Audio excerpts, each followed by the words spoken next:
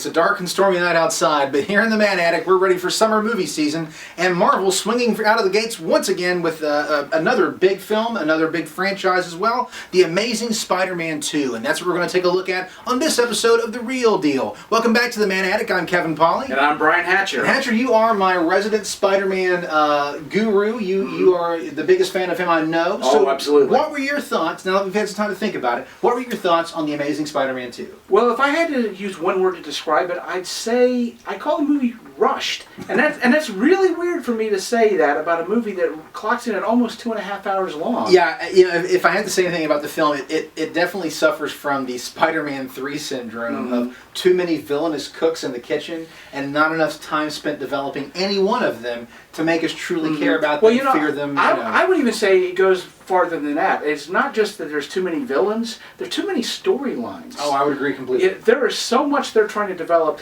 I mean, Sony's already said they want to come out with a Sinister Six movie, they want to do a Venom movie, and they're trying to set all of this stuff up in this movie, as well as developing this relationship between Peter and Gwen, you know, bringing all this information in with Peter's parents, and there's just so many threads that they're trying to build. It feels like 3 movies in one is what it feels like. Oh, absolutely. And it kind of feels like what we're kind of hearing from the DC camp of like, where they're piling in so much into Batman, Superman, to try to get that Justice League film set up, that it's like, why don't you just go ahead and make your Justice League film?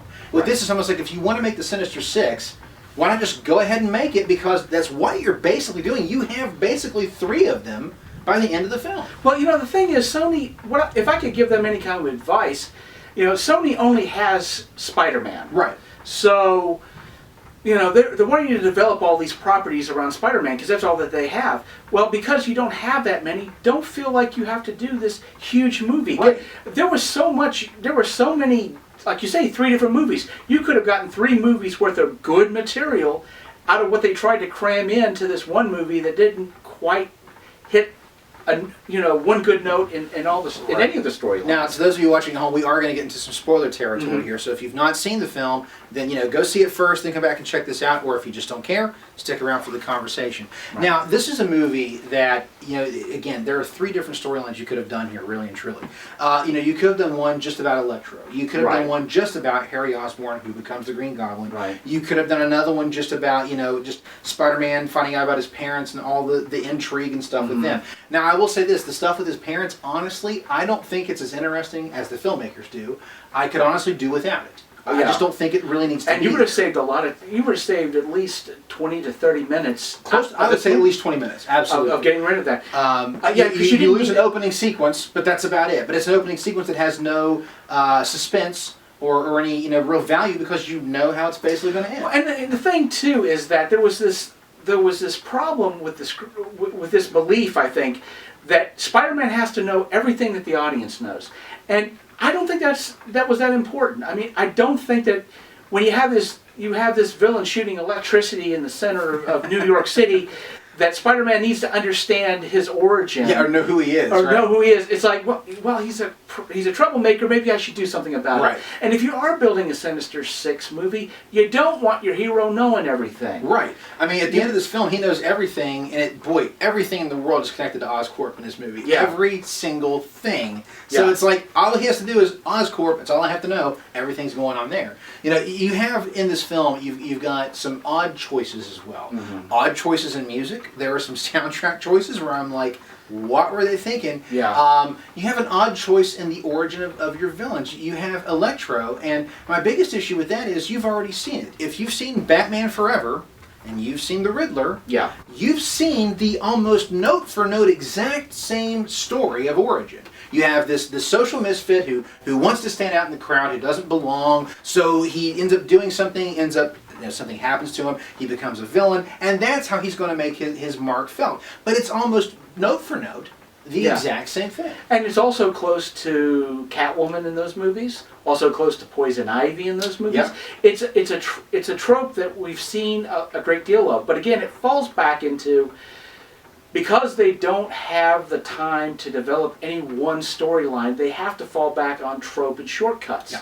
So they fall to that one. Well, like with Harry and Peter, you have the syndrome of, oh, they're supposed to be great friends. Well, we don't know that because we don't see it. We know it because, oh, hey, we're good friends. It's told to us. We don't see that actually happen. And that could have been a film in its own right. Oh, yeah. I think if you'd had a film with Harry, who in this film loses his father. Peter, he's lost his parents and his Uncle Ben. The two of them find each other, and then all of a sudden there's this friendship that grows, but then there's this downside where Harry has this degenerative disease that his father had, and we see that in the film is part of his issue. But in trying to solve that for himself, sort of an Eric, or sort of like a Bruce Banner, Eric Bana, sort of a Bruce Banner becoming the Hulk kind of thing, he's trying to do something and it becomes something worse. And Harry's trying to cure himself and perhaps maybe make a cure for other people in the world, but becomes something worse. And then you can really build upon the fact that you've got, this villain who is a true arch villain. This is your best friend. He knows everything about you, who you care about, who you love, and he can use that against you. And that would have been something very powerful. Even Electro could have been done in a different manner. Don't make him this geeky guy with bad comb over, and talks to himself in the morning like Spider-Man's in his apartment with him. Make him a guy who's obsessed with his work, and that work falls back against him. And suddenly he wants to take his revenge on the world, or Oscorp, or whatever. But there are so many ways he could have played that out for any of those villains that would have been more interesting and more thought-provoking, more emotionally satisfying than the two-dimensional versions that we get in this film. Oh, absolutely. And another problem I think this movie has, and realizing that I'm saying this, it might get me burned in effigy, so please feel free. Add in your comic book geek code. Exactly. But when adopting any kind of property, getting the spirit of the work is important. I agree. But being slavish to the source material is not always a good thing. And I think there are several times in this movie where being slavish to the source material hurt the film. Well, the death of Gwen Stacy. Yeah, that's for a couple reasons. One, because number one, you have to spend a great deal of movie time building this relationship up as high as possible to make it the death as tragic as possible. Right. Although, you're basically announcing she's going to die. Oh, they do. At the first, in the first movie, first part of it, because if you're a fan, it's coming. When you see her in the coat, and you see her in the coat, and it has to be the Green Goblin. So you have to develop the Green Goblin for basically what breaks down about 5 minutes. A 5-minute fight. Yeah. That you knew how it was going to And the only reason I'll say I'm okay with it is because Andrew Garfield, who is the sole just hero of this film in every way, shape, and form, he sells that scene so well that I'm okay with the scene just because of how beautifully he sells it. And that's another problem I have with this film is that, yes, it has its missteps, but what makes them so apparent is that there are so many things this movie does so right. That's, I think, the most heartbreaking thing about the film. What it gets right, it gets beyond right. But what it gets wrong is so wrong, it hampers the enjoyment of the overall film. As two-dimensional as our villains are in this movie, our protagonists, the characters that we're supposed to care about, are so well developed. Andrew Garfield is the best Spider-Man you will ever see. He owns that role for me now, like Christopher Reeve owns Superman, like Chris Evans owns Cap, like Robert Downey Jr. owns Iron Man. I can't see anyone else. He's just so good at it. He brings that cockiness and that the smart aleck. smart aleck. Of that character, and of course now the technology is so good, that you can really. He really does. It doesn't seem like a cartoon character. He moves beautifully. Yeah, he moves. Now I will say this: the visual effects in the film are very top notch. And to our buddy Greg Nicotero, great work on the makeup for Electro. He does. And one of the movies I would recommend seeing in 3D because it really does make a good use of that 3D. Spider-Man. Yeah, you got to see it in 3D. I did not. Yeah, I look forward to seeing the movie. It really does play well in 3D. Here's the thing: it's a movie that has a lot of things going for it. Andrew Garfield is so great. Emma Stone as Gwen Stacy is so fantastic. And their relationship is worth watching the film for, honestly. It really, truly is. Sally Field as Aunt May does another wonderful job. I like the fact that at the end you almost wonder if she knows who he is. Well, there are a lot they plant that very well. Well, there are a lot of hints throughout the movie that she may know. And that's out of the comic book because there was a point where Peter Parker does admit to his Aunt May, and she's like, "I knew." Come on, She knew, right? How did I not know? Yeah. How did I not know? And it's just so subtle. But It's there, so beautiful. so there are things the film gets right. It's I think in the end. Yeah, and the scene with the kid. Oh, my favorite scene in the movie. My favorite scene in the movie. The little science nerd that he rescues from the bullies because he's like basically a mini him, and he congratulates the kid on the work. It's so much like Superman getting the kitten out of the tree in the '78 Donner film, which is one of my favorite moments in that film as well. With this, I love it because it's so genuinely sweet. Yeah, it's the sweetest moment you've ever seen in a Spider-Man film, period. Yeah. Spider-Man is a hero. He is. In everything that he does. And to see him, congratulate the kid on making his own wind turbine and help him fix it up with his webbing, because he knows what that is, and that's a big deal. And when they're just walking out of the alley, so what's your name? I'm Jorge. Well, I'm Spider-Man. And they just walk down the alley. Yes. I love that scene. And if there were more things like that, I would even forgive that much more of the film. But, in the end, there are things to like. But the things that are, I think that we would both agree, the things that they get wrong are so, like, they just almost, they're heartbreaking. Yeah. Really and true. Yeah. As we're wrapping up here, though, your thoughts. Would you recommend Amazing Spider-Man 2 for people to go see, spend their hard-earned dollars to go see it on the big screen? That's a real tough one, because, I would definitely, it's definitely worth a watch at home.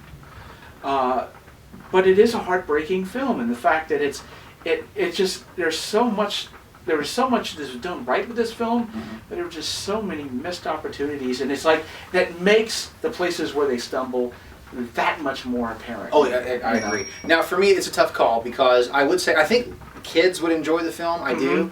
And at a certain age, there are some intense visuals, like when Electro becomes Electro. It's kind of an intense moment with electric eels biting him and stuff like that. Yeah.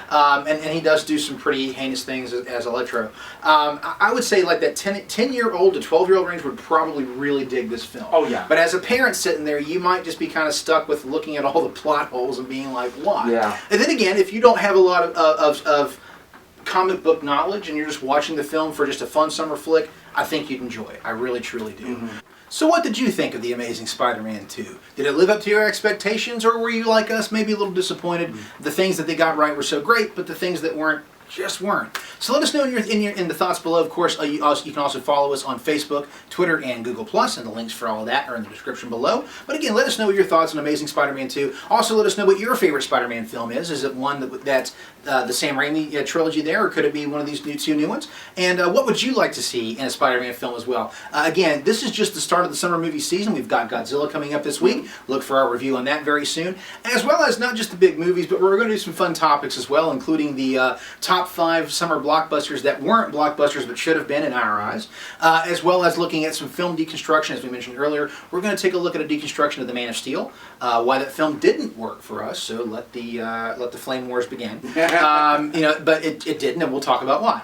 But there'll be some other great reviews, of course, throughout the summer, and we're also going to bring back some older films as well to do some reviews for as well, maybe some early summer blockbusters from the 70s, 80s, and so forth and so on. But again, let us know what you would like to see as well. You are part of the conversation. We love to hear from you. Let us know what films you'd like us to review this summer. Are there other summer blockbusters you'd like us to check out, not from current times, but from previous years back, kind of like our top 5 we're looking at as well. Again, thank you for joining us in the Man Attic. As always, we are so happy to have you here, and we look forward to seeing you at our next review for Godzilla. Until then, the Man Attic will be shutting down until the next review, but thank you again for joining us. I'm Kevin Polly. And I'm Brian Hatcher. And this has been The Real Deal, and thanks again for joining us.